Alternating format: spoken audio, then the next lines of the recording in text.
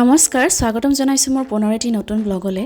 আজি যেহেতু কাতি বিহু উপলক্ষে আপোনালোক সকলোকে কাতি বিহুৰ বহুত শুভেচ্ছা জ্ঞাপন কৰিলোঁ।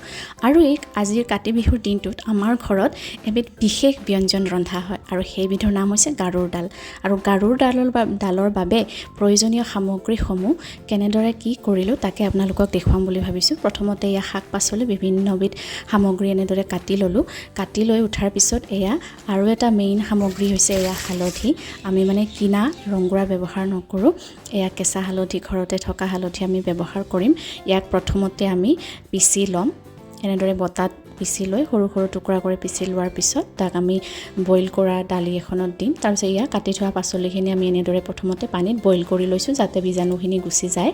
আৰু এয়া বইল দালি। তাৰপিছতে ইয়াক কচু অলপ সৰু টুকুৰাকৈ কাটি লোৱা হৈছে। এয়া যে আমি যে পিচিছিলোঁ সেই হালধিখিনি দালিত আমি মিক্স কৰি দিলোঁ।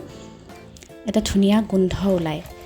আৰু তাৰপিছতেই সেই দালিখিনি আমি সেই বইল কৰি থোৱা চব্জিখিনি দি দিলোঁ।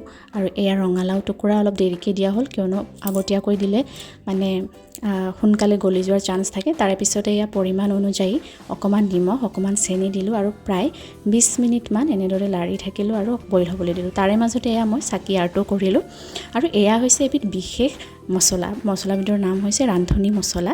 ইয়াক আমি প্ৰথমতে কেৰাহীত শুকানকৈ ভাজি লৈ তেজপাতো ভাজি লৈছোঁ। তাৰে পিছতে এয়া এনেদৰে পটাত পিচি লৈছোঁ। পিচি লৈ এই মছলাবিধ দিয়া হ'ল। অৱশ্যে দেখুওৱাৰ টাইমত ভিডিঅ' কৰা নহ'ল। আৰু এটা বেলেগেই ইমান ধুনীয়া এটা গোন্ধ ওলাইছে। আৰু এয়া আমাৰ আজিৰ বিশেষ ব্যঞ্জনবিধ ৰেডি।